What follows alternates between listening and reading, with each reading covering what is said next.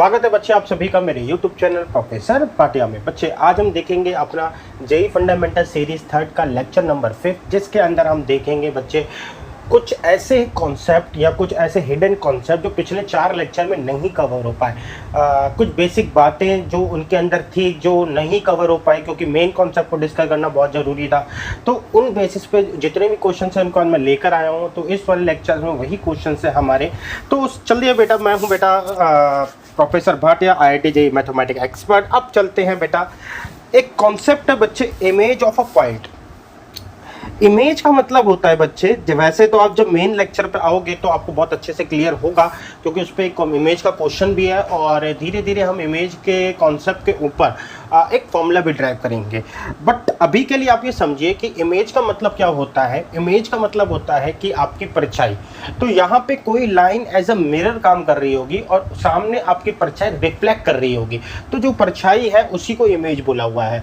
अब खास बात क्या होती है बेटा, जैसे आप शीशे में देखो तो शीशे में क्या होता है, आप और आपकी परछाई बिल्कुल एग्जैक्टली एकदम से बिल्कुल स्ट्रेट लाइन में होते हैं, ठीक है। यानी कि जो मिरर है वो एज अ 90 डिग्री वर्क करता है, और जब आप शीशे से जितना दूर होते हैं आपकी परछाई भी शीशे से उतना ही दूर होती है। तो कहने का मतलब है कि 2 खास बातें होती है हमारे इमेज के अंदर, कि सबसे पहले जो मिरर है वो ऐसा परपेंडिकुलर वर्क करता है, यानी या फिर हमारी जो लाइन है वो मिरर पे परपेंडिकुलर होती है, जो स्ट्रेट लाइन है। दूसरी बात है जो डिस्टेंस है बेटा, वो दोनों जगह क्या है, सेम होती है।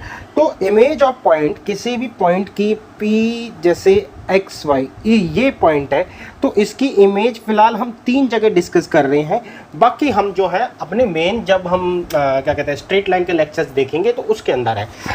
तो एक बार हम देखते हैं X एक्सिस के रेस्पेक्ट में, एक बार हम देखते हैं बच्चे Y एक्सिस के रेस्पेक्ट में, और एक बार हम देखते हैं बच्चे Y is equal to X इस वाली लाइन के रेस्पेक्ट में। काफ़ी अमेजिंग लाइन है बेटा ये। तो हमारे पास ये जो तीनों चीज़ें हैं ये एज अ हमारे मिरर वर्क करती है, यानी कि सामने X axis as a mirror है, ठीक है। तो क्या रिफ्लेक्शन आएगा PXY पॉइंट का। तो चलिए समझने के लिए फिर से बेटा एक छोटा सा ग्राफ बनाते हैं। ये रहा मेरा graph and this one situation. तो मैं ये कह रहा हूँ बच्चे, मेरा ये P पॉइंट है, मेरा बेटा ये P पॉइंट है X एंड Y। तो ये XY क्या रिप्रेजेंट कर रहे हैं, XY रिप्रेजेंट कर रहे हैं कि X एक्सिस पर मैं X स्टेप चला, देन बच्चे मैं Y एक्सिस पर, हाँ Y एक्सिस पर बच्चे में Y स्टेप चला। तो कुछ इन बातों को रिप्रेजेंट किया जाता है। तो यहाँ पे बेटा ये 0 0 है, यहाँ से मैं X स्टेप चला, यहाँ से बच्चे में Y स्टेप चला। अब इस पॉइंट की इस X एक्सिस पर इमेज क्या होगी, तो मैंने कहा X एक्सिस जो है ना मेरे लिए एज अ मिरर वर्क कर रहा है। अब मिरर वर्क कर रहा है तो मैंने ये बताया था कि ये इस पर परपेंडिकुलर होगा, और जितनी दूर ये है उतनी दूर ही मेरा फिर से पॉइंट होगा। तो यानी कि ये पॉइंट यहाँ से Y डिस्टेंस पर होगा। तो यानी कि बच्चे ये पॉइंट यहाँ से भी Y डिस्टेंस कवर करेगा, और क्योंकि परपेंडिकुलर है तो मेरे पॉइंट के जो कोऑर्डिनेट हो जाएंगे वो X तो एज इट इज रहेगा, Y मेरा क्या हो जाएगा बेटा, नेगेटिव हो जाएगा। सिमिलरली अगर Y एक्सिस ऐसा मिरर वर्क करता है तो हमारे पास जितनी डिस्टेंस मैंने X में यहाँ कवर करी है बच्चे, उतनी डिस्टेंस मेरी X में यहाँ कवर होएगी। तो इसका मतलब ये है बच्चे, ये है X, ये है X, और ये हो जाएगा P, यहाँ पे आ जाएगा बेटा -X एंड Y। तो इनकी इमेजेस जो है रेस्पेक्टिवली ये होंगी अगर X एक्सिस में और Y एक्सिस के रेस्पेक्ट में जाती है। अब Y is equal to X की लाइन पर क्या होगा, अगर सपोज कर लो, मैं देखो बेटा इसके लिए दोबारा से ही ग्राफ बनाता हूँ।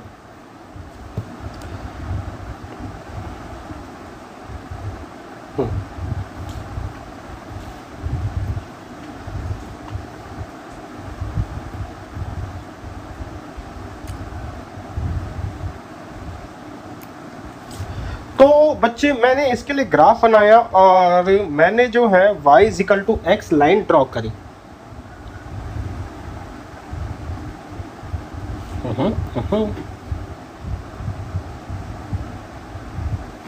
तो ये मेरी y is equal to X की लाइन है, this line is represent a y is equal to x। ठीक है, ये लाइन क्या है बच्चे, ये लाइन 45 डिग्री का एंगल बनाती है। अब इंटरेस्टिंग बात ये है कि अगर आपका p xy है और इस लाइन पर अगर आप ये एज अ मिरर वर्क कर रही है और आप इसकी इमेज देखना चाहते हो, तो इसकी इमेज में जो एलिमेंट्स होंगे, जो यानी कि कोऑर्डिनेट्स हैं, जो x और y जो है हमारे पास, ठीक है, ये क्या होंगे बेटा, ये अपनी पोजीशन रिप्लेस कर लेंगे। यानी कि बच्चे y वाली जगह पर, मतलब क्या कहते हैं, x वाली जगह पर y की वैल्यू आ जाएगी, y वाली जगह पर x की वैल्यू हो जाएगी। इसका मतलब है कि अगर ये 2 3 है तो ये पॉइंट होगा 3 2। तो इसकी इमेज कुछ इस तरीके से काम करती है। कैसे निकली बच्चे ये, तो यहाँ पे स्लोप का भी कॉन्सेप्ट लगा हुआ है, बहुत सारी चीजें लगी हुई है, तो वो आप मेन लेक्चर में देखोगे, आपको बहुत आराम से क्लियर हो जाएगा।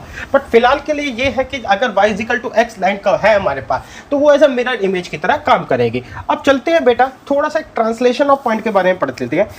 कहते हैं कि जब भी हमारे पास कोई कोऑर्डिनेट प्लेन पर मूव करता है, ठीक है ना, जैसे हम स्लाइड कर दें कि जैसे किसी पी एक्स वाई, ये मेरा कोऑर्डिनेट है, इसको मैंने कहा तू यार राइट साइड में आ जा, या तू डाउन हो जा, या तू अप चले जा, राइट अप लेफ्ट डाउन, ठीक है। तो इस टाइप की मूवमेंट को हम ट्रांसलेशन कहलाता है।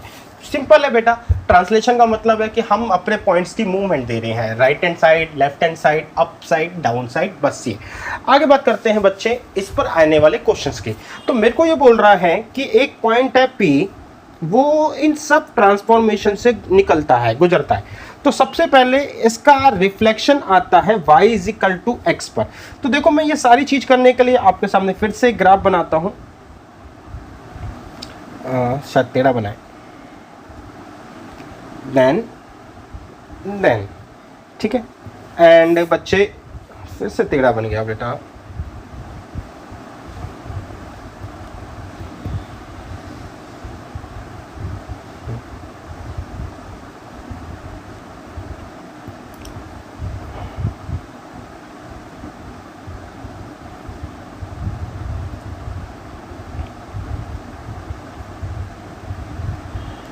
ये देखो बेटा, मेरे पास एक पॉइंट है बच्चे, ये जो लाइन है मैं इसको क्लियर कर दूं, ये जो मेरी लाइन है ये y is equal to x की है। मेरा पॉइंट क्या है बच्चे, -2x -2 है, y3 है।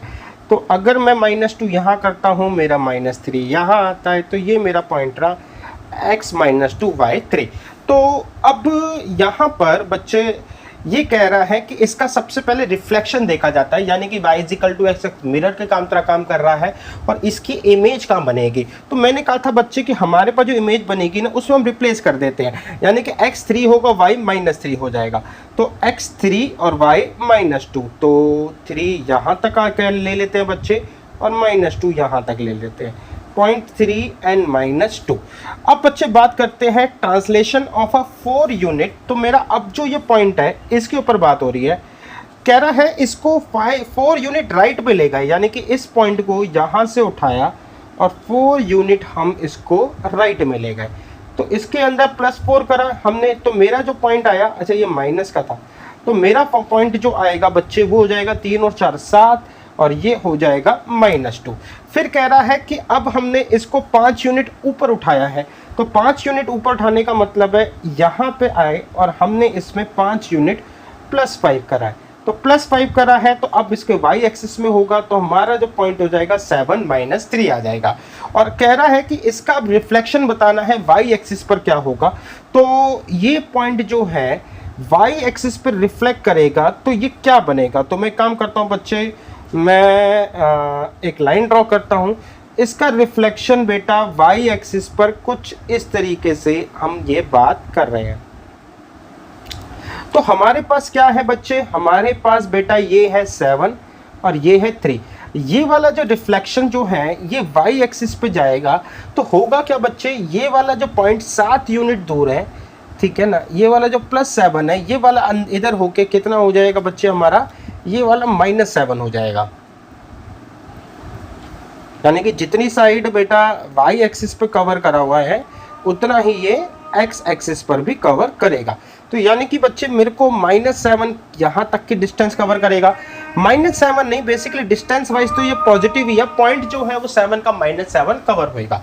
अब जो हाइट है बच्चे, जो अगर मैं कहूँ y एक्सिस की हाइट है, y एक्सिस की हाइट पर कोई इम्पैक्ट नहीं पड़ेगा क्योंकि रिफ्लेक्शन y एक्सिस पर ही देखा गया है, यानी कि डिस्टेंस जो है बस यही वाली शिफ्ट होगी, बाकी डिस्टेंस नहीं होगी। जैसा हमने पीछे भी पढ़ा था कि हमारे कौन से कोऑर्डिनेट में डिफरेंस होता है, हमने ये डिस्कस करा था।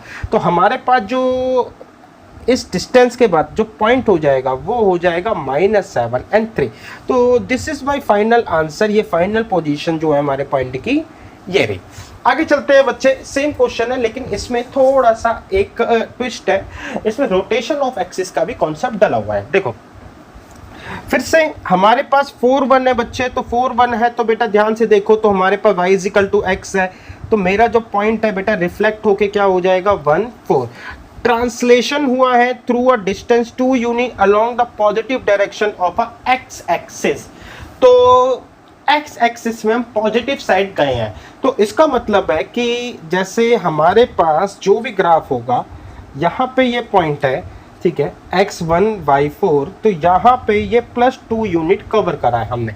तो +2 यूनिट के बाद जो मेरा नया पॉइंट आएगा, वो नया पॉइंट हो गया मेरा बेटा 2 यूनिट है ना, तो 3 और 4, तो 3 4 है। अब ये कह रहा है मोस्ट इंटरेस्टिंग कि इसको हमने रोटेट कर लिया π/4 एंगल पे about the origin in the anti clockwise direction. तो यहाँ से बच्चे हमें ये बात समझाने के लिए ग्राफ का सपोर्ट लेना पड़ेगा। हुआ क्या कि ये सारे तामझाम करके मेरे को एक पॉइंट मिला, जो कि मेरे को मिला था पॉइंट x3y4। तो x3y4, let's say this point is this. अब यहाँ से मैं ये कहता हूँ कि ये लाइन जो है ये लाइन जो है वो इस तरीके से ज्वाइन हो रही थी इस पॉइंट को। करा क्या हमने बच्चे, हमने इस पॉइंट को π/4 से रोटेट कर दिया। इसका मतलब अब ये जो लाइन है ये π/4 से रोटेट होके, यानी कि ये π/4 से रोटेट होकर π/4 से रोटेट होके यहाँ पर आगे बेटा ये पॉइंट अब यहाँ से आगे चुका है। तो ये पॉइंट अब यहाँ आया है, तो हमें नए पॉइंट्स के कोऑर्डिनेट्स को निकालना है। ठीक है, ये चीज़ हमारे पास थी। आगे हम चलते हैं बच्चे, तो हम ये देखते हैं कि अब जो भी है हमारे पास रिफ्लेक्शन दिया और फाइनल पोजीशन पूछी हुई है। तो कॉन्सेप्ट इज कि हम इस पैटर्न को कैसे एनालाइज करें, हम इस पैटर्न को कैसे समझें, किस तरीके से ट्रीट करें, ये बात हमारे ऊपर है। ठीक है, देखो ये मेरे ओरिजिनल एक्सिस थे, ये x डैश y डैश। तो मैं ये कहता हूँ कि मान के चलते हैं बेटा कि ये कोई थीटा गैप पर हमारे पास ये पॉइंट मिलता था। अब मैं क्या करता हूँ, मैं अपने ग्रीन पॉइंट्स को है ना, जो एक्सिस है उसको अगर π/4 से रोटेट कर दूं। जैसे मान के चलो मैं ये कह रहा हूँ कि मेरे पास कोई पॉइंट था, वो जिस लोकेशन में था हमने उसको π/4 से शिफ्ट कर दिया, तो उसकी लोकेशन जिस तरीके से डिफाइन होती है, यानी कि एक्सिस, उसको भी π/4 से रोटेट कर दो तो वो अब उस एक्चुअल पोजीशन में पहुंच जाएगा, यानी कि जो ओरिजिनली एक्सिस के हिसाब से था। तो यानी कि बच्चे अगर मैं कहूँ मैं इस ग्रीन एक्सिस को रोटेट कर देता हूँ, कैसे रोटेट करता हूँ, π/4 से रोटेट कर देता हूँ, तो ये कुछ ऐसा हो जाएगा। हाँ, इसका पॉइंट जो है मैं यहाँ पर लेता हूँ, तो ये जो बच्चे हैं मेरे पास कुछ इस तरीके से हो जाएगा।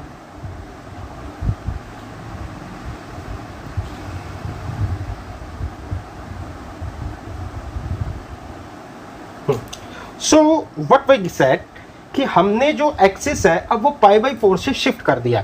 यानी कि मैं अगर आपको थोड़ा सा डॉटेड लाइन के थ्रू शो कर दूं, तो ये मेरा ओरिजिनल एक्सिस था और now the original axis is shifted, ये मेरा शिफ्ट हो गया।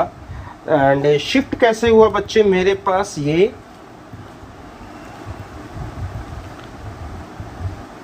π/4 से शिफ्ट हो गया। ठीक है, तो अब मेरे पास ये एक्सिस आया ओरिजिनल।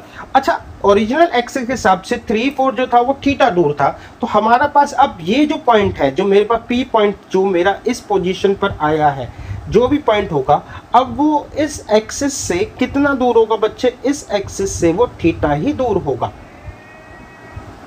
तो कहानी बच्चे आई थिंक अब आपको समझ में आ गई होगी कि जिस बेसिस ऑफ मेजरमेंट के थ्रू हमारा पॉइंट π/4 शिफ्ट हुआ है, हम उस बेसिस ऑफ मेजरमेंट को भी शिफ्ट कर देते हैं, जिससे हमारे पास हम उसी ओरिजिनल पॉइंट पर या ओरिजिनल पोजीशन पर वापस आ जाएंगे। नाउ द सिचुएशन इज कि हमने अब जो है कॉन्सेप्ट का सहारा लिया है, that one was rotation of axis. तो रोटेशन ऑफ एक्सिस में हमारे पास होता है एक x, एक y, एक होता है x डैश, कुछ ज़्यादा ही बड़ा कर दिया, एक होता है y, एक होता है x डैश, एक होता है y डैश। तो ये होता है बेटा cos थीटा, ये होता है माइनस साइन थीटा, ये होता है बच्चे मेरे पास साइन थीटा, और ये होता है मेरे पास cos थीटा। तो जब नया पॉइंट आएगा बच्चे, वो जो होगा वो कुछ इस तरीके से शिफ्ट हुआ, x is equal to x dash cos theta minus y dash sine theta, and y is equal to हमारे पास आ गया x dash sine theta and plus y dash cos theta. ठीक है, पॉइंट जो है मेरे पास जो पहले था वो था बच्चे मेरे पास 3-4 था। तो 3-4 पॉइंट था, थीटा जो था मेरा π/4 था। तो x जो आ गया बच्चे मेरे पास आ गया 3, एंड ये हो गया बच्चे cos π/4 1/√2, माइनस में y डैश हो गया बेटा 4, इंटू में ये भी हो गया बच्चे मेरे पास 1/√2, एंड यहाँ पर आ गया y इज इक्वल टू ये हो गया 3 इंटू में 1/√2 प्लस में बेटा 4 इंटू में 1/√2। तो मेरे पास आ गया बेटा यहाँ पे माइनस 1/√2, ये हो गया x, एंड ये हो गया मेरे पास y 7/√2। तो मेरे को जो बच्चे पॉइंट मिला वो ये मिला कि जो ये पॉइंट है ये अब मेरे को मिला माइनस का 1/√2 और 7/√2। अब कह रहा है कि x इज इक्वल टू 0 पर इसका रिफ्लेक्शन देखा गया है। x इज इक्वल टू 0 का मतलब होता है y एक्सिस, तो y एक्सिस में रिफ्लेक्शन देखा गया है। तो ये पॉइंट अब इतना दूर जो पहले था उतना दूर अब यहाँ पर आ जाएगा, यानी कि बच्चे हमारे पास जो मूवमेंट होगी वो x एक्सिस में होगी, और जो फाइनल पॉइंट का लोकेशन हो जाएगा ये -1/2 था, तो ये हो जाएगा 1/√2, यानी कि नेगेटिव साइड इसने 1/√2 डिस्टेंस कवर करी थी, तो पॉजिटिव साइड भी 1/√2 डिस्टेंस कवर करेगा, और यहाँ पर आ गया 7/√2। तो 1/2 और 7/√2 बेटा पॉइंट आंसर नंबर सी, जो कि मेरा करेक्ट आंसर है। आगे चलते हैं बेटा, मुझे उम्मीद है आपको समझ में आया होगा। The area of triangle formed by the point PXY, it's reflection in x axis और ओरिजिन। तो जल्दी से मैं एक पहले ग्राफ बनाऊं।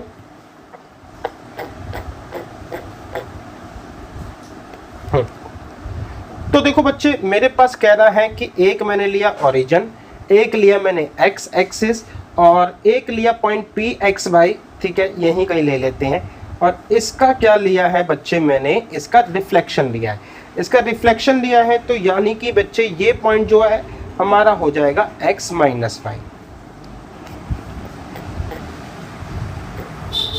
तो ये मेरे पास बच्चे 3 पॉइंट्स आए हैं, इनका एरिया ऑफ ट्रायंगल निकालना है। एरिया ऑफ ट्रायंगल के लिए आप 3 कोऑर्डिनेट्स का सहारा लीजिए, या फिर बेटा half into base into altitude, इस कॉन्सेप्ट को यूज करें। दैट मीन्स बच्चे हाफ इंटू में बेस, बेस बेटा ये कितना है y, तो ये भी कितना हो जाएगा बच्चे y, y और y जो है बेटा बेस हो जाएगा मेरा 2y, ठीक है, इनटू में एल्टीट्यूड कितना है बच्चे, तो इनका जो मिड पॉइंट है अगर मैं कहूँ तो वो आ जाएगा x0। तो यानी कि बच्चे ये जो हाइट है ये कितनी कवर हुई है, ये मेरी x कवर हुई है। तो इस ये जो है मेरा area is a positive quantity, तो मैं इसको मॉड्यूलस में रखता हूँ, 2 से 2 कट जाएगा, मॉड्यूलस x एंड y, जो मेरा आंसर आ जाएगा यानी कि D। आगे चलते हैं, कहता है अगर किसी एक्सिस को 30 डिग्री क्लॉकवाइज डायरेक्शन में घुमा दिया। बच्चे अभी तक क्या होता था, हम जो है ना एंटी क्लॉक घुमाते थे, जितना भी क्वेश्चन पढ़े भी होंगे या से पहले भी वो एंटी क्लॉक था। तो कभी भी डेफिनेशन के हिसाब से अगर मेजरमेंट अपोजिट डायरेक्शन में होती है तो हमारे पास जो एंगल है ना वो सिर्फ पॉजिटिव की जगह नेगेटिव बन जाता है। तो यानी कि इस बार जो है 30 डिग्री जो है पॉजिटिव की जगह -30 डिग्री हो जाएगा। इस पॉइंट की न्यू सिस्टम में बताना है क्या होगा।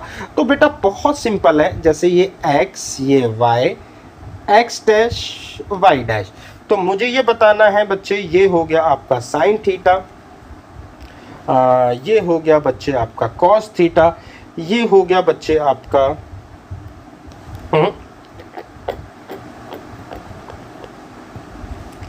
ये हो गया बेटा आपका कॉस थीटा, ये आ जाएगा बच्चे मेरे पास साइन थीटा, ये हो जाएगा बच्चे मेरे पास साइन थीटा, ये हो जाएगा कॉस थीटा। तो x x dash y y dash इस तरीके से हमारे पास आया बच्चे। हमें ये बोला हुआ है कि the system of rotate the angle 30 degree 0.42√3 नए सिस्टम में क्या होगा। तो यानी कि ओरिजिनल ये पॉइंट है, ये है बेटा 2√3 और ये एंगल जो है ना थीटा -30 डिग्री का काम करेगा। तो मुझे बस x डैश और y डैश निकालना है और ये काम बहुत इजी है, ठीक है। आपको यहाँ पर जो कॉन्सेप्ट लगेगा वो लगेगा cos माइनस थीटा जो होता है cos थीटा होता है एंड साइन माइनस थीटा आपका माइनस साइन थीटा होता है। बस बेटा इतना ही कॉन्सेप्ट है और आई होप कि ये बड़े इजीली आप लगा सकते हैं, ठीक है। आगे चलते हैं। If the midpoints of the sides of the triangle then find the centroid। अब की बार बेटा हमको क्या दे रखा है, ये मिड पॉइंट दे रखे हैं और सेंट्रॉइड पूछा हुआ है। तो मैं जल्दी से पहले ट्रायंगल बना लूँ। ये मेरा ट्रायंगल आ गया, ट्रायंगल के अंदर बेटा ये मेरा जी आ गया, तो दिस इज़ माय जी, ये मेरा ट्रायंगल आया, ठीक है ना। यहाँ पर आया ए बी एंड सी। अब बच्चे यहाँ से मैं ये कह रहा हूँ कि मेरे को मिड पॉइंट दे रखे हैं, तो मेरे को मिड पॉइंट दे रखे हैं, तो लेट्स से बच्चे मैं मिड पॉइंट को पी क्यू आर दे देता हूँ। तो ये मेरे को दे रखे हैं बच्चे, ये अभी तक के पढ़े हुए कॉन्सेप्ट के हिसाब से हमें क्या करना होता है, हम जो हैं इसके कोऑर्डिनेट लेते हैं बेटा x1 y1 और इसके लेते हैं x2 y2 और इसके लेते हैं x3 y3। तो x1 और x2 को हम लेंगे बेटा, इसको 2 से डिवाइड करेंगे, that's represent the mid point. और अगर मिड पॉइंट है तो हम इस तरीके से बहुत सारी इक्वेशंस बनाएंगे। लेकिन एक तरीका और है, हमें सेंट्रॉइड निकालना है, ठीक है ना। तो मैं क्या करता हूँ, मैं इनके मिड पॉइंट्स को क्या करता हूँ, ये मेरे पी क्यू आर है, तो इनके मिड पॉइंट्स जो हैं इन एक्सिस के हिसाब से बनेंगे x1 plus x2 divide by 2। यहाँ पे बनेगा बच्चे इसका मिड पॉइंट, इसका बनेगा बेटा x2 plus x3 divide by 2 and x3 plus x1 divide by 2। अभी मैंने y के नहीं लिखे, यहाँ पे y के कोऑर्डिनेट्स भी होंगे तो उसको मैं अभी नहीं लिख रहा। अब जो मेरे पास लेफ्ट हैंड साइड में मतलब जो मेरे पास आए हैं बच्चे, मैं इन कोऑर्डिनेट्स को ऐड करता हूँ, यानी कि x1 plus x2 plus x2 plus x3 plus x3 plus x1 divided by 2 divided by 2 divided by 2। अगर बेस सब कुछ सेम है तो x1 जो बेटा है दैट मीन्स कि सब ऐड हो जाएंगे, 2x1 2x2 plus 2x3 divided by 2, तो मेरे को आ जाएगा x1 plus x2 plus x3, ये बचेगा। अब मुझे बेटा सेंट्रॉइड को निकालना है, जिसका फॉर्मूला होता है सेंट्रॉइड का, वो होता है x1 plus y1 plus x1 plus x2 plus x3 divided by 3, y1 plus y2 plus y3 divided by 3। और अच्छा अगर हम इसका इसी कॉन्सेप्ट से निकालें तो ये आ जाएगा y1 plus y2 plus y3, इस तरीके से आ जाएगा। तो हमने क्या करा बेटा, हमने बेसिकली मिड पॉइंट को निकाला, ओरिजिनली उसी कोऑर्डिनेट्स के थ्रू ही निकाला। तो हमने मिड पॉइंट्स को निकाला, मिड पॉइंट्स के जो भी पॉइंट्स हैं उन तीनों को आपस में ऐड करा और देखा कि जो सेंट्रॉइड के लिए चाहिए वो मेरी वही फिगर आई है। तो इसका मतलब ये है बच्चे कि अगर मिड पॉइंट दे रखे हैं ना, आप मिड पॉइंट को ऐड कर दो, काम खत्म, सेंट्रॉइड का काम भी इसी तरीके से हो जाएगा। तो व्हाट वी गेट, तो हम ये मिलेगा बेटा -2 4 एंड 4, यानी कि -2 प्लस 4 एंड प्लस 4 अपॉन में 2, और यहाँ पे मिलेगा बच्चे 3, यहाँ पे -3 प्लस 5 अपॉन में 3। तो ये मिलेगा बेटा 4, तो 8 में से 2 का 6, 6 को यहाँ से करा 3, और यहाँ से बेटा 3 से 3 कट गया, तो यहाँ पे आया 5/3। तो मेरे को ये सीधा का सीधा फॉर्मूला अप्लाई करने को मिल गया, rather than getting the exactly new point. ये इसके अंदर का कॉन्सेप्ट था। आगे चलते हैं। Let A B C be the vertices of a right angle triangle with AC as a hypotenuse. If the area of triangle is 1 square unit, the set of value k can take is given by। देखो, सबसे पहले मैं क्या करता हूँ, सबसे पहले मैं एक ग्राफ प्रिपेयर करता हूँ। इस ग्राफ के हिसाब से बेटा एक पॉइंट जो है वो है मेरे पास B11, C21। ये हमने BC को जोड़ा, हमने इस BC को जोड़ा। अब कह रहा है कि AHK है। आगे ध्यान से सुनना, vertices of a right angle triangle, right angle triangle है जिसमें AC as a hypotenuse work कर रहा है। तो यहाँ पे जो A है वो कुछ इस तरीके से होगा, ये मेरा A होगा, और C के साथ कहाँ गया, AC मेरा जो है बेटा वो हाइपोटेन्यूज की तरह वर्क कर रहा है, यानी कि जो परपेंडिकुलर है वो कहाँ पर है, वो B पर है। कुछ ये बात निकल के आई। तो देखो क्या है, B मेरे पास है बेटा 1, C मेरे पास है 2, ठीक है। राइट एंगल सिस्टम में बच्चे ये जो हो गया मेरे पास HK। तो अब मेरे से पूछा हुआ है if the area of a triangle is 1 square unit then the set of value of K। तो इस ट्रायंगल का एरिया मेरे को बता रखा है कितना है बच्चे, मेरे पास A है। अब ध्यान से देखना, तो मेरे को राइट एंगल ट्रायंगल मिला हुआ है जिसके अंदर जो बेस है वो मेरे को मिला हुआ है 1, क्योंकि इन दोनों का डिफरेंस 1 ही है, क्लियर दिख रहा है। अब मेरे को इस हाइट का डिफरेंस देखना है। तो अच्छा, एक और इम्पॉर्टेंट बात मैं यहाँ पे भूल गया, अगर ये 1 है और ये लाइन परपेंडिकुलर है तो इसका मतलब पैरेलल टू क्या है, वाई एक्सिस है। पैरेलल टू वाई एक्सिस का मतलब x की वैल्यू कांस्टेंट रहेगी। तो मैं ये यहाँ पे कह सकता हूँ कि जो h है ना वो क्या आ गया 1, तो h निकल चुका है। सिर्फ काम करना है हमें k पर। अब इस हाइट की बात करूँ तो ये पॉइंट मेरे को k दे रखा है, ये पॉइंट 1 दे रखा है, तो ये कितना आ गया k-1। ये कितना दे रखा है बेटा k-1। तो रिजल्ट क्या आया बच्चे मेरे पास, रिजल्ट ये आया बेटा मेरे पास कि हाफ इंटू में बेस इंटू में एल्टीट्यूड इज इक्वल टू 1।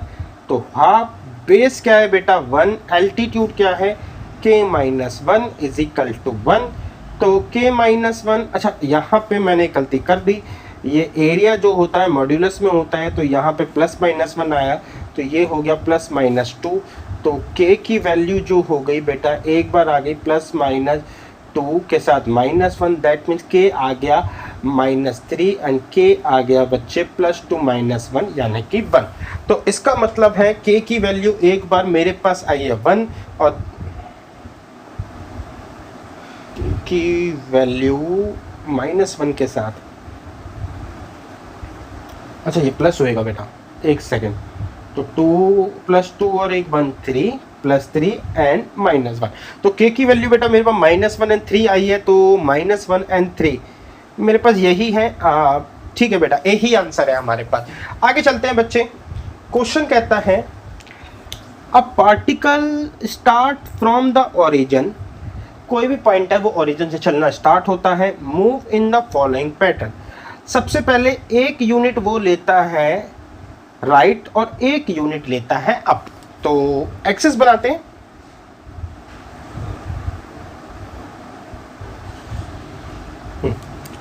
तो यहां से 0 से लेके मेरे पास आ गया 1 को बड़ा कर ले, ठीक है, यहाँ तो 1। तो वो कहता है कि सबसे पहले वो एक यूनिट यहाँ तक आता है और एक यूनिट ही ऊपर चलता है। बेटा बड़ी बड़ी बना दी, इसका कोई सिंपल है कि रीज़न कि आपको क्लियरली समझ में आए। फिर कहता है हाफ यूनिट वो लेफ़्ट लेता है एंड हाफ यूनिट वो डाउन आता है। तो आधा यूनिट वो यहाँ पर आया और आधा यूनिट वो नीचे चला गया, तो ये हाफ है, ये भी हाफ है। फिर कहता है 1/4 को राइट लिया और 1/4 को अप करा। तो यानी कि यहाँ से जर्नी स्टार्ट हुई 1/4, यानी कि इसका हाफ राइट लिया और इसका हाफ ही बेटा यानी कि टोटल लेंथ का 1/4 मैंने अप करा। फिर कहता है ये प्रोसेस आगे चलता रहेगा, यानी कि फिर ये लेफ्ट होगा एंड ये लेफ्ट होगा, फिर ये राइट होगा, इस तरीके से ये प्रोसेस चलता रहेगा। अगर ये ऐसा सिचुएशन चलता रहेगा तो फाइनली कोऑर्डिनेट के पॉइंट क्या आएंगे। तो देखो हमारे पास है क्या, एक बार तो हम एक्स एक्सिस कवर कर रहे हैं, एक बार हम वाई एक्सिस कवर कर रहे हैं। तो एक्स एक्सिस के लिए क्या हो रहा है देखना, ध्यान से देखना बेटा। हमने कहा हम 1 यूनिट चले, हाफ यूनिट फिर हम वापस बैक हो गए, फिर हमने बेटा 1/4 यूनिट चले, फिर हम बेटा आगे जो भी होगा हमारा इसके बाद, ठीक है, इसके बाद यूनिट हम बैक हो गए। तो रिजल्ट ये चलता रहेगा इन्फिनिटी तक।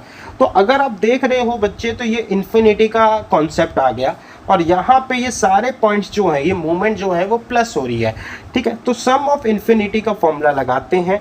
अब इसमें ए तो मेरे पास 1 है, लेकिन हमारे पास आर क्या होगा। तो देखो 1 से 1/2 तक गए तो मतलब सिंपल है, 1 -1/2 से मल्टीप्लाई, फिर -1/2 से मल्टीप्लाई करके 1/4 में आए, ठीक है। तो ये प्लस हो गया, फिर इसके बाद माइनस का आएगा जो कि 1/8 बनना था अगले कॉन्सेप्ट के हिसाब से। तो यानी कि जो आर है वो क्या है बेटा, मेरे पास -1/2। तो अब रिजल्ट ये मिला, ये मेरे को मिला 1 माइनस में -1/2, तो मेरे को मिल गया 1 अपॉन में बेटा 2 और माइनस माइनस प्लस, तो ये हो गया बेटा हमारे पास 3/2, तो ये हो गया 2/3। यानी कि बच्चे मेरे पास ये मतलब निकल के आया कि मैं अगर मूवमेंट को देखूं, पहले 1 यूनिट राइट, फिर लेफ्ट हाफ, फिर 1/4 राइट, फिर इसके बाद लेफ्ट, इस तरीके से जब ये फाइनली पॉइंट खत्म होगा कि जिस जगह पर, उसकी वैल्यू 2/3 होगी। अब वाई एक्सिस का पैटर्न क्या है उसको भी देख लेते हैं। वाई एक्सिस भी तो ऐसे ही चल रहा है मेरे ख्याल से बेटा। सबसे पहले 1 पे ऊपर गया, फिर हाफ नीचे आया, फिर 1/4 ऊपर गया तो 1/8 नीचे आया। तो पैटर्न तो बेटा लगभग सेम ही है। इसका मतलब वाई एक्सिस के पॉइंट की जो फाइनल वैल्यू है वो 2/3 होगी। तो मेरा जो आंसर आने वाला है वो होगा 2/3, ठीक है। यानी कि जो पॉइंट है वेयर इट अल्टीमेटली कवर्स 2, वो इस पॉइंट पर कवर हो जाएगा। आई होप बच्चे आपको बात समझ में आ गई होगी। अब चलते हैं आगे। हाँ, कहता है AC and BD are the chords of a circle intersecting at the origin. तो लेट्स से ये कोड्स है, ठीक है। तो ये मेरे पास हो गया AC एंड ये ले लेते हैं हम BD। तो मेरे को A के कोऑर्डिनेट्स बोला हुआ है, तो एक काम करते हैं बेटा, ये थोड़ा सा मैंने पॉइंट्स को गलत ले लिया है।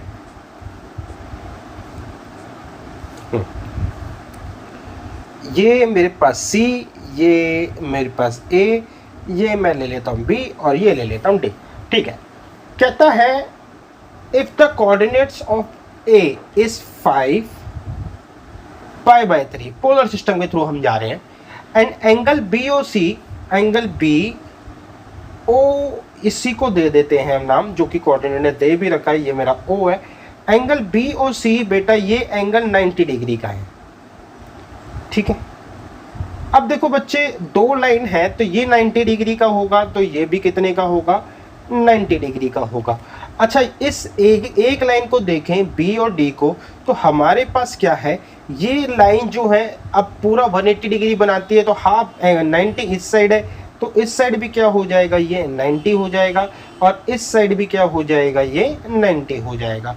तो व्हाट हैव वी हैव, ये R है, ये थीटा है, तो इस पॉइंट का वैल्यू भी बेटा R थीटा हो जाएगी, जिसमें R चेंज नहीं होता। थीटा जो है π/3 में हम जो है ऐड कर लेते हैं π/2, तो π/3 में π/2 ऐड करेंगे तो बच्चे मेरे पास आ जाएगा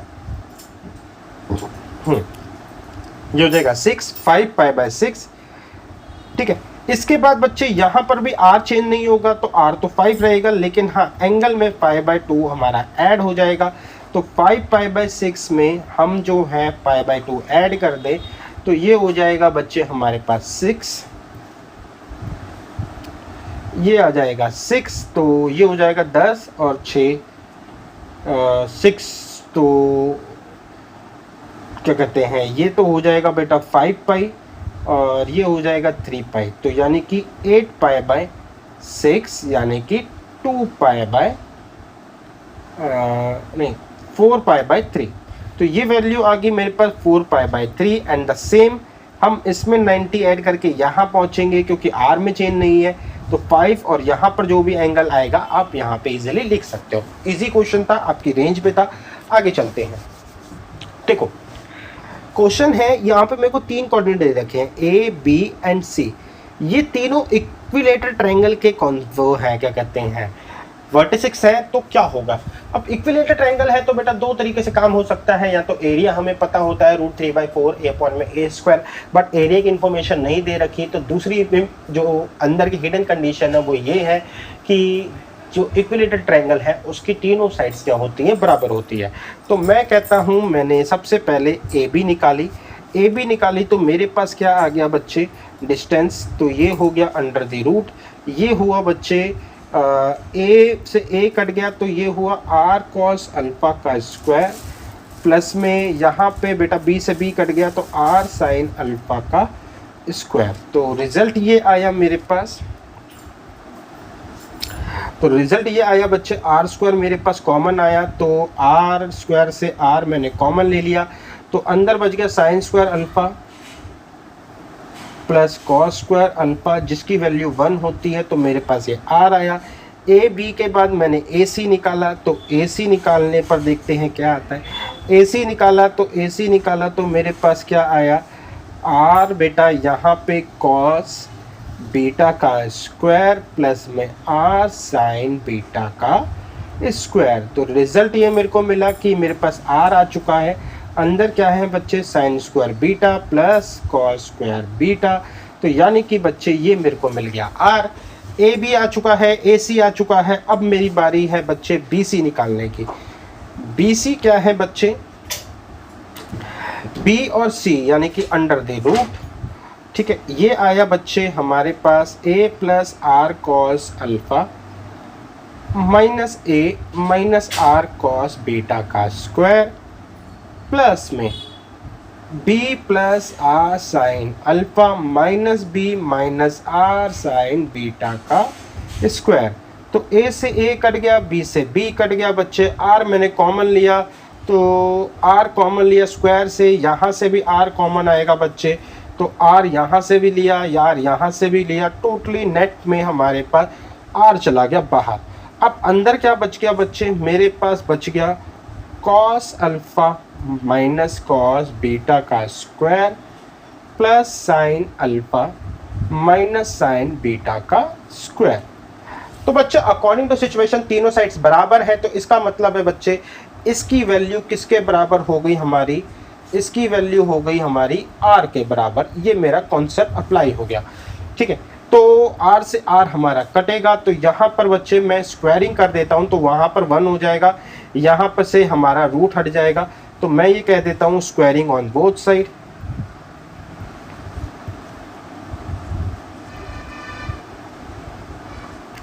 स्क्वायरिंग ऑन बोथ साइड, तो दोनों तरफ स्क्वायर करेंगे तो हमारे पास अब आ जाएगा बच्चे cos alpha minus cos beta का square plus sine alpha minus sine beta का स्क्वायर और इजिकल टू हो गया 1।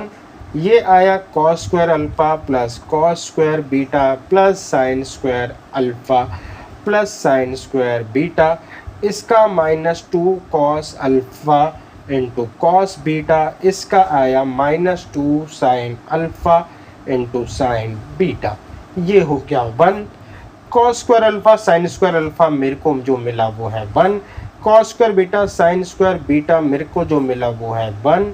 यहाँ पे बच्चे मैंने -2 कॉमन लिया, तो ये आ गया मेरे पास cos alpha into cos beta minus sine alpha into sine beta is equal to बच्चे 1 से 1 कट गया बच्चे मेरे पास। अब यहाँ पर इसको उधर ले जाएंगे तो और इसको डिवाइड कर लेंगे, तो इसको उधर ले जाएंगे एंड देन ये माइनस का हो जाएगा तो उसको डिवाइड करेंगे कॉस, अच्छा ये जो हो गया, ये जो मेरा फॉर्मूला बना cos alpha and minus common लिया है तो ये प्लस हो जाएगा, cos alpha minus beta is equal to -1 upon में -2। तो अल्फा माइनस बीटा जो है 1/2 आया, तो अल्फा माइनस बीटा की वैल्यू कितनी होगी बेटा, π/3। तो रिजल्ट मेरे पास आया π/3 का। ठीक है, तो बस सिंपल था क्वेश्चन बेटा, थोड़ा सा टेक्नोमेट्रिकल कॉन्सेप्ट ज़्यादा था और कुछ नहीं था। अब यहाँ पे देखो मेरे से क्या बोलता है, किसी ट्रायंगल ABC में A दे रखा है, सर्कमसेंटर दे रखा है, ऑर्थोसेंटर दे रखा है, then find the coordinate of a mid point of a side of opposite to a A. तो सबसे पहले सर्कमसेंटर, ऑर्थोसेंटर और सेंट्रॉइड के साथ एक रिलेशनशिप बनती है। रिलेशनशिप जो है हमने ऑलरेडी डिस्कस करी है, ONGC। ठीक है, एन को स्मॉल जानबूझ के रखा है ताकि हमें ये पता चले कि जी जो है ना, इसको जी जो है इसको 2:1 के रेशियो में डिवाइड कर रहा है। 2 वर्ड इस साइड, 1 वर्ड इस साइड आ रहा है। तो हमने कहा ठीक है, तो ऑर्थो सेंटर को हमने यहाँ पे रखा 11/3 एंड 4/3। अब जी मेरे पास है यहाँ पे निकलेगा एंड ये क्या है बेटा, सी सर्कमसेंटर -1/3 एंड 2/3। तो हमने कहा 2:1, तो -2/3 प्लस में 11/3, ये मेरे g के इसके कोऑर्डिनेट है x एंड y। तो मेरे पास x निकल के आ गया and finally divide by 3 and y निकल के आ गया फाइनली डिवाइडेड बाय 2 जा 4/3 प्लस 4/3 अपॉन में बेटा 3। तो x की वैल्यू हो गई 8/3। तो 8/3, 11 में से 2 का नहीं 9/3, तो ये आ गया 3, 9/3। तो 3 से 3 डिवाइड करेंगे 1 और y की वैल्यू आ गई बच्चे 8/3 और ये हो जाएगा 9। तो मेरे को है ना बच्चे g के कोऑर्डिनेट मिल गए जो कि है 1 एंड 8/9। ठीक है, अब हमको बोला हुआ है कि ए के अपोजिट जो साइड है उसके मिड पॉइंट निकालिए। अब देखो दो तरीके हैं यहाँ से। सबसे पहले मैं ट्रायंगल बना दूं, ABC। ठीक है, तो यहाँ पे जो सेंट्रॉइड है, ठीक है ना, वो मीडियन को शो करता है और जो रेशो है वो ये होता है कि सेंट्रॉइड 2:1 को में तोड़ता है। तो अगर मेरे को जी मिल चुका है, ये पॉइंट है 1:10, तो 1 रेशो लगा के मैं इसको निकाल दूंगा। जो भी इसके पॉइंट्स होंगे XY मैं इसको फाइंड कर सकता हूँ। दूसरा तरीका ये है बच्चे कि ये हमारे पास x2 y2 और ये x3 y3 है। तो सेंट्रॉइड क्या होता है, जो g है वो यही होता है बच्चे x1, जो कि हमारी वैल्यू के अकॉर्डिंग क्या आ रखा है, g1 plus x2 plus x3 divide by 3 is equal to, इसके x कोऑर्डिनेट कितना आ रखा है, इसका x कोऑर्डिनेट निकला 1, तो ये आया 3।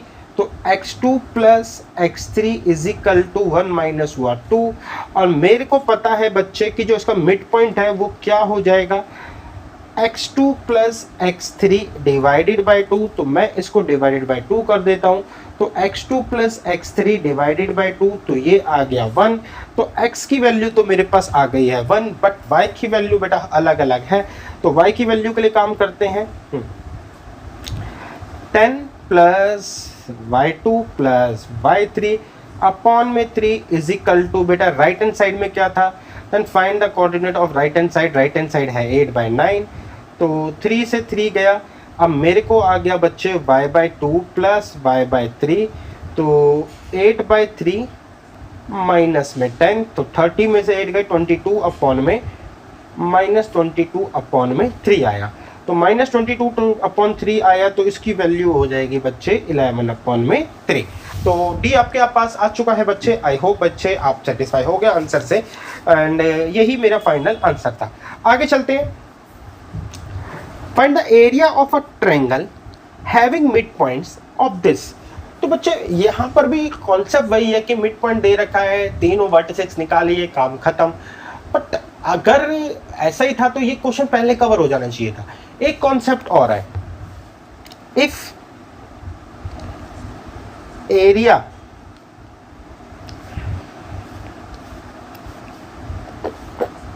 इफ की नहीं है बेटा, area of triangle joining by mid point is equal to 1/4 of area of original triangle.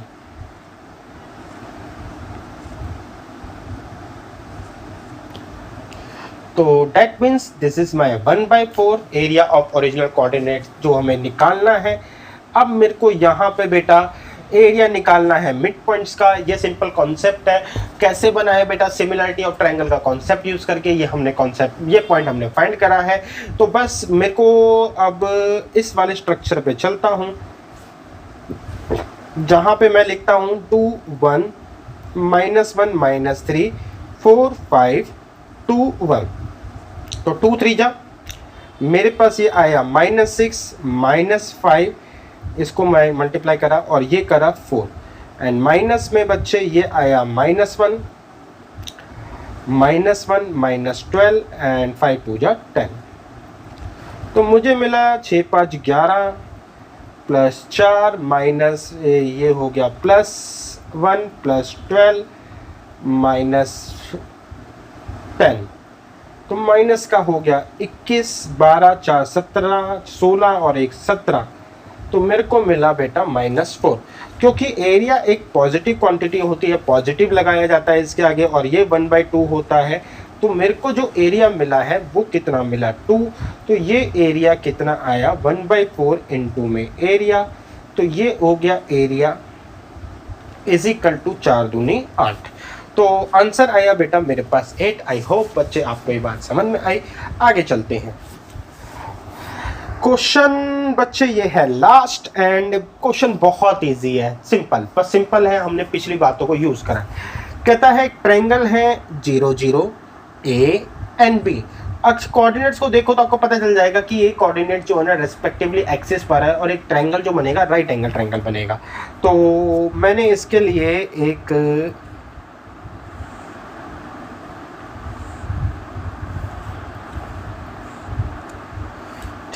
मैंने इसके लिए अब मार्क करा। तो मैंने कहा ये रहा मेरा 0 O, A जो है वो D है यानी कि D0, एंड B जो है वो मेरे पास क्या है 0 B। तो 0 A ये हुआ B, और इन दोनों लाइंस को मैंने ज्वाइन करा। तो यहाँ से मेरे को एक ट्रायंगल मिल गया जिसके अंदर ये 90 डिग्री है। The distance between its circumstance and orthocentre is. इसके circumcentre and orthocentre में क्या डिस्टेंस होगा, क्योंकि ये राइट एंगल है तो इसके सर्कम सेंटर जो है और ऑर्थो सेंटर जो है वो एक स्पेशल पॉइंट्स हो जाते हैं। क्या हो जाते हैं, देखो ये एक राइट एंगल है, तो राइट एंगल के इसमें जो ऑर्थो सेंटर है ना वो यही पॉइंट बनता है जो 90 डिग्री वाला होता है। तो इसका मतलब यहाँ पर ये पॉइंट जो 0 0 है यही जो है ऑर्थो सेंटर है। ठीक है, तो ऑर्थो सेंटर मेरे को मिल गया क्या बेटा 0 0 फटाफट मिल गया। एंड अगर मेरे पास ये राइट एंगल है तो सर्कम सेंटर क्या होता है इन दोनों का मिड पॉइंट। तो सर्कम सेंटर जो है वो मेरे पास जो आएगा वो इन दोनों का मिड पॉइंट होगा, यानी कि D/2। एंड दूसरा आएगा बच्चे मेरे पास आई थिंक बेटा ये ना E है, जो क्योंकि आंसर में ए सारा जो है ना वो ए के थ्रू है, तो शायद ये टाइपिंग में गलती हुई है, तो ये ए है। मैं भी खुद सोच रहा था कि डी का कॉन्सेप्ट क्या बना। तो अब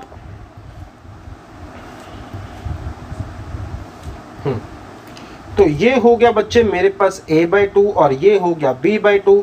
तो डिस्टेंस किसकी निकालनी है बच्चे, लेट्स इस पॉइंट का नाम दिया OM। तो मेरे को डिस्टेंस निकालनी है OM की। तो OM की डिस्टेंस निकालनी है A/2 का होल स्क्वायर B/2 का whole square under the root. तो यानी कि A² प्लस में B² 4। तो 4 से बाहर आ जाएगा बच्चे 2। तो मेरे पास आंसर जो होगा वो B ठीक होगा। तो देखो कितना आसान सा क्वेश्चन था, एंड अगर सरकम सेंटर ऑटो सेंटर नहीं पता होता तो परेशान हो जाता कोई भी। तो फिलहाल बच्चे इस वाले लेक्चर में इतना ही। अब इसके कुछ अच्छे क्वेश्चंस को मैं ढूंढूंगा जो जेई वगैरह में आ रखे हैं, तो उनके हिसाब से अगर 10 क्वेश्चन मिलते हैं तो बेटा एक नया मैं लेक्चर इसमें जरूर बनाऊंगा। फिलहाल बेटा जेई फंडामेंटल सीरीज के अंदर जो 3 सीरीज है उसमें मैंने 5 ही लेक्चर डिजाइन करे हैं। जैसे ही मेरे को बहुत अच्छे क्वेश्चन मिलेंगे तो मैं लेक्चर 6 जरूर लेकर आऊँगा और अपडेट कर दूंगा। बट फिलहाल अभी आपको मेरी जो प्लेलिस्ट है उसमें 5 ही लेक्चर देखने को मिलेंगे। तो उम्मीद करता हूँ बेटा आपको इस जेई फंडामेंटल सीरीज जो है 3rd, उससे काफ़ी कुछ नॉलेज मिलेगी और कोऑर्डिनेट ज्योमेट्री में आपको डेफिनेटली ये हेल्प करेगी।